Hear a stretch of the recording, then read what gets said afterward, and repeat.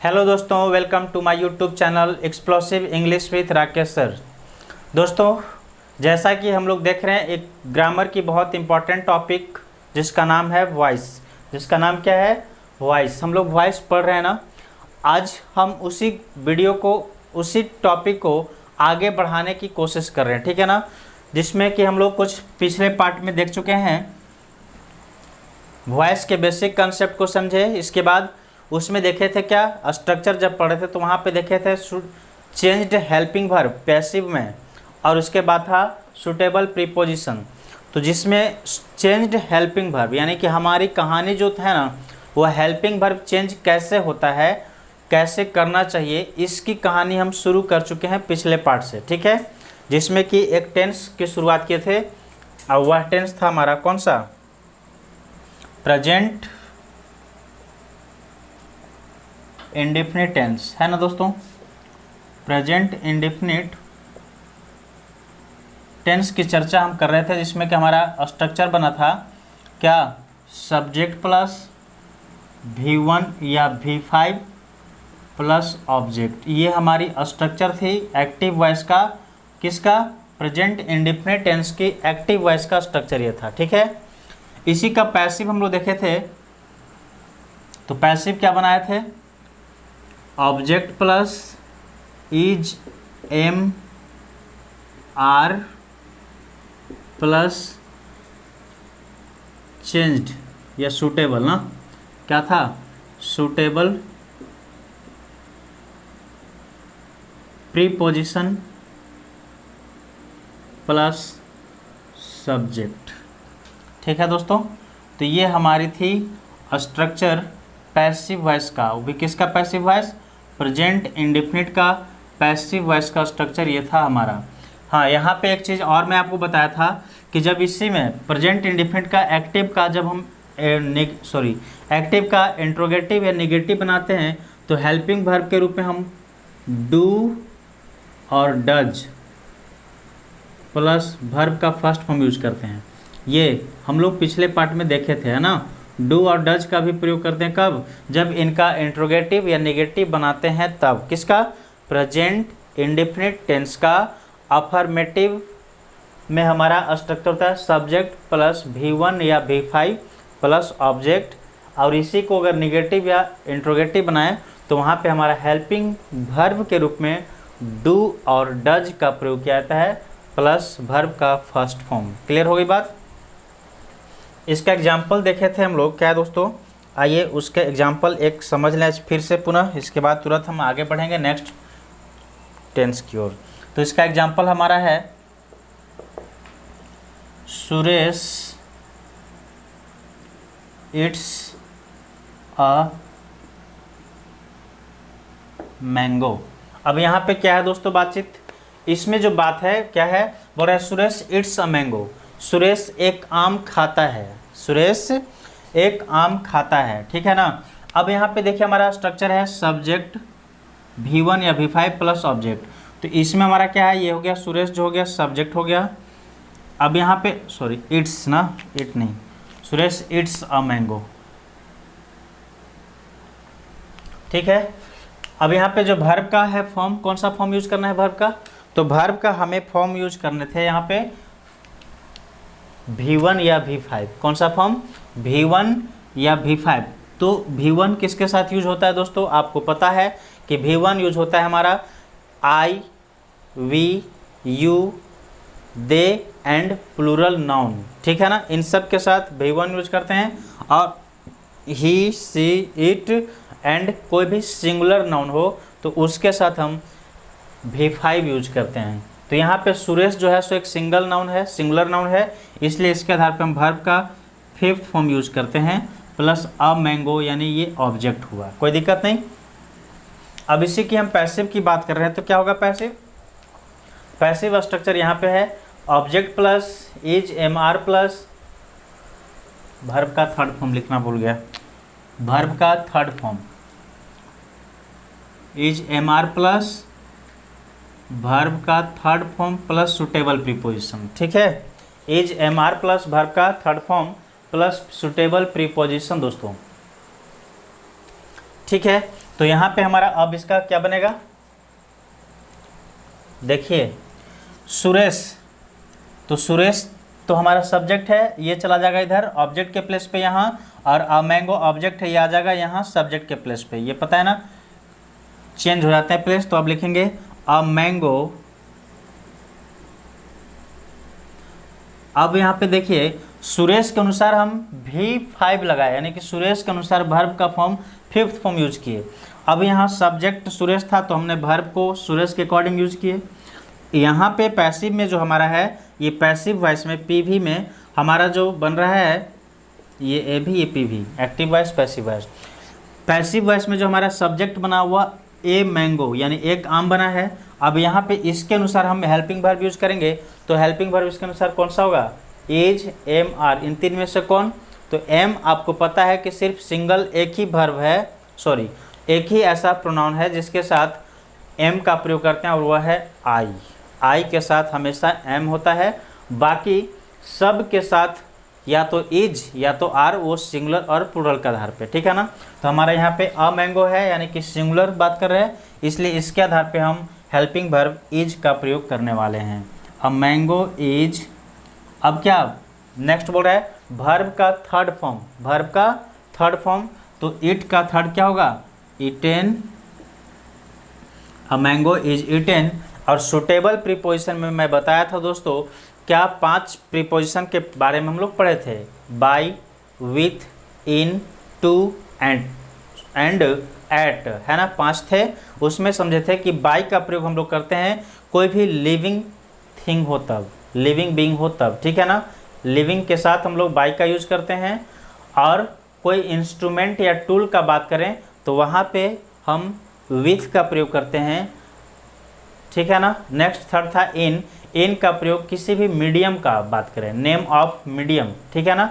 Medium में मैं बताया था किसी वस्तु के अंदर कोई दूसरा वस्तु रखा हुआ हो, पड़ा हुआ हो, तो ऐसे हालात में इन का प्रयोग करेंगे। और टू कुछ खास वर्ब के साथ, टू कुछ खास वर्ब के साथ यूज होते हैं, जैसे नो, रिस्ट्रिक्ट, कन्फाइंड, etc, इन सब के साथ टू का प्रयोग होता है। और लास्ट बचा एट। अभी तक जो 4 कैटेगरी पढ़े, इन 4 कैटेगरी को छोड़कर बाकी जो भी आते हैं सभी के साथ एट प्रीपोजिशन का प्रयोग किया जाता है दोस्तों, ठीक है। तो यहाँ पे जो सुरेश है, सुरेश ये लिविंग बीइंग है, या फिर कोई टूल्स या इंस्ट्रूमेंट है, या कोई मीडियम है, या फिर कोई वर्ब है, या फिर कोई समथिंग, यानी कि उन सब कैटेगरी को छोड़कर बाकी अदर चीज़, तो आप कहेंगे कि सर ये तो लिविंग बीइंग है। क्या है, सुरेश लिविंग बीइंग है, यानी कोई पर्सन, कोई मनुष्य का नाम है, इसलिए हम यहाँ पे इसके आधार पे बाय का प्रयोग करने वाले हैं। कोई दिक्कत, बाय सुरेश, ठीक। अब हमारा क्या कंप्लीट सेंटेंस बना, a mango is eaten by Suresh, ये हमारा पैसिव वॉइस बन गया, ठीक है ना। आप ये तक की बातचीत, अभी जो हम लोग किए बात, ये बातचीत हमारी पिछले पार्ट में हो चुकी है। आज मैं आपको कुछ नए कंसेप्ट की ओर लेकर चलते हैं, आइए देखते हैं। इसे मैं इरेज कर रहा हूँ दोस्तों।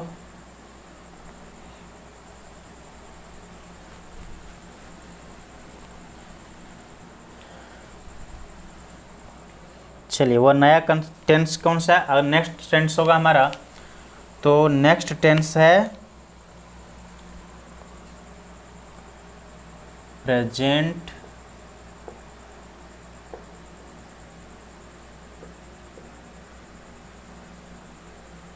कंटिन्यूअस, ठीक है ना।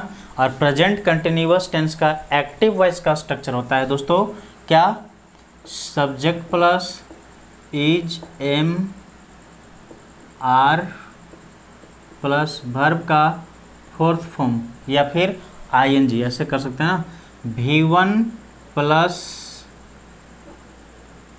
प्लस आईएनजी, या इसी को हम लोग बोलते हैं क्या, वर्ब का 4th फॉर्म प्लस ऑब्जेक्ट।